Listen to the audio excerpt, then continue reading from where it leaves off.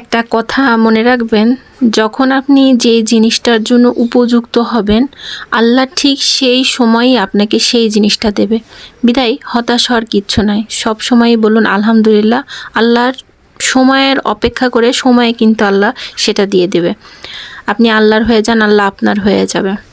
যাই হোক, আজকে তো গুড়ি গুড়ি বৃষ্টি হচ্ছে সারাদিনই। এই বৃষ্টির সময় তো বৃষ্টি থামারই নাম নিচ্ছে না, আর এই অবস্থায় আমার মুখও থামার নাম নেয় না। খালি কোনো কিছু খাইতে ইচ্ছা করে।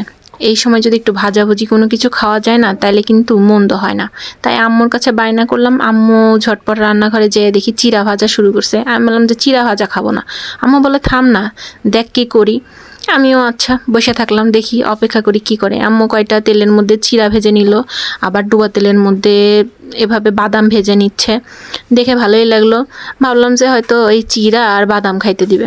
আমার মনটা একটু বেজারি হয়ে গেলো যে আমি একটু চটপটা কোনো কিছু খাইতে চাচ্ছিলাম, যেটা খেয়ে না বৃষ্টির দিনে মন ভালো হয়ে যাবে, এরকম কোনো কিছু।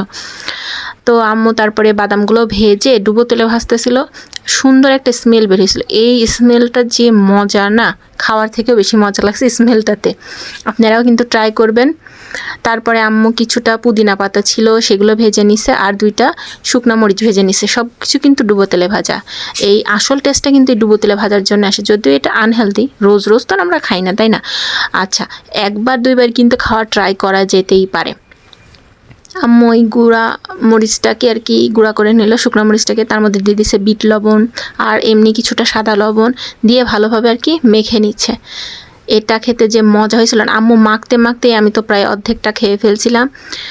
আর এটা বৃষ্টির সময় খেতে যে ভীষণ মজা। আপনারা কিন্তু ট্রাই করবেন আর কমেন্টে অবশ্যই জানাবেন কার কার এই বৃষ্টির দিনে শুধু খাই খাই করে মন। আমার তো খুব খাই খাই করে মন, হচ্ছে কি খাবো কি খাবো।